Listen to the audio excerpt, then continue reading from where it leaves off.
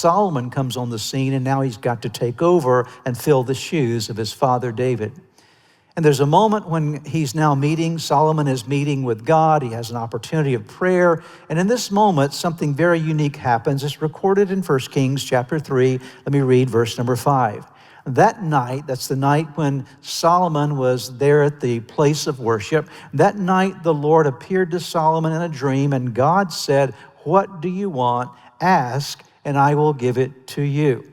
So God shows up in Solomon's life and says, "Solomon, what do you want me to give you? Anything you want, I promise you, I'll give it to you." Think about if God were to show up in your life and ask you a question like that. What do you want? What would you ask for? Well, the Bible is very clear in terms of what Solomon asked for. Notice verse number 9. Here's his response to God's appeal to him. What do you want me to give you? And here's Solomon's declaration, his prayer: "Give me an understanding heart so that I can govern your people well and know the difference between right and wrong.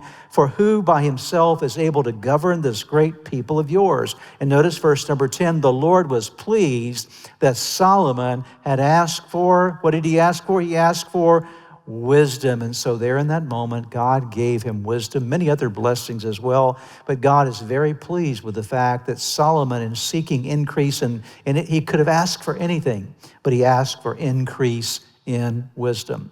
One of the greatest prayers that you and I will ever pray is, "God, would you increase the wisdom of my life?" And we're told to pray for an increase of wisdom. James chapter 1, verse 5 says, if you need wisdom, if you want an increase of wisdom in your life, ask our generous God, and he will give it to you. He will not rebuke you for asking.